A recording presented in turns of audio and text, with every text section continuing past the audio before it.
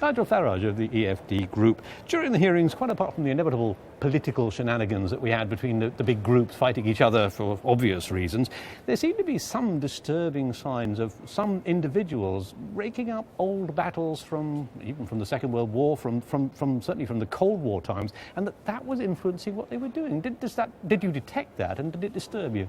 Well, I think when you're choosing a government of Europe, 27 people, they're going to make the rules for 500 million people, it is perfectly right and proper to examine not just what they say about the EU's current political agenda, but what sort of people they are. I mean, a full CV check, and so in some cases that did go back several decades. I would have thought that part of the process was absolutely right and proper.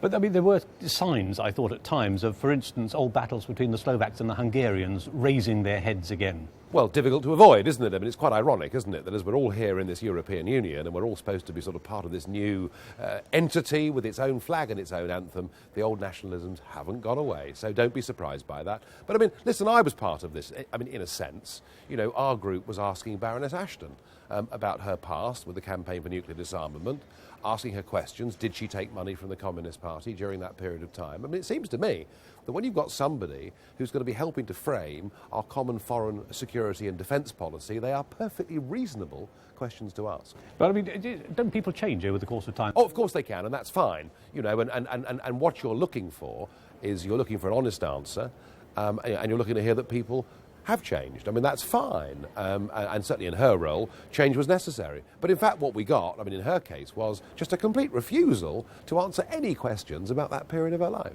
Now, there's no comparable process to this process of hearings for new commissioners in which elected members vet the appointments of an executive, basically super civil servants like this.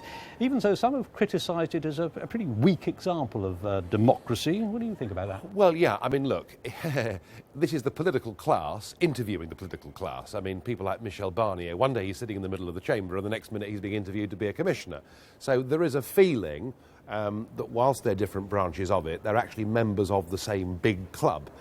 As opposed to the democratic process, which would be where, you know, you would vote for individuals that would go to a parliament and then the government would come from the parliament. And I've always argued this. I mean, I'm known not to be a great fan of this EU project, but I've always argued this.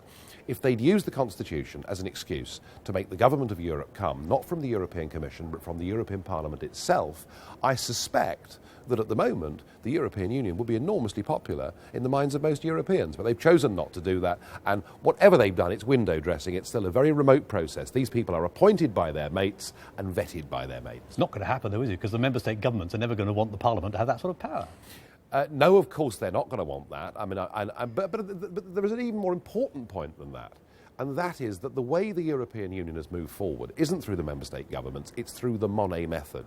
It's through the traditional Commission method, and the big winner out of all of this over the last few months is Mr Barroso, who finds himself now in an enormously powerful position. Do you think that it would be better if Parliament had powers to investigate the candidates before the audition, so you could do a little bit of inquiry into their backgrounds, so that they could set their lines of questioning? Would that improve the process, or is there some other way in which the process could be improved before 2014? Well, I mean, as I say, I don't think that much will change between now and 2014, and I don't think that there will be any great improvements because, and I've made the point earlier, but you effectively have got the political class interviewing themselves.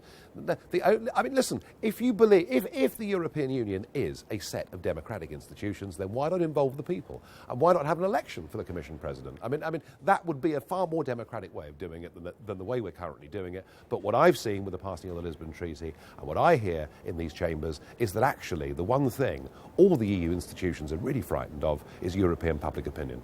Nigel Farage, thanks very much indeed. Thank you.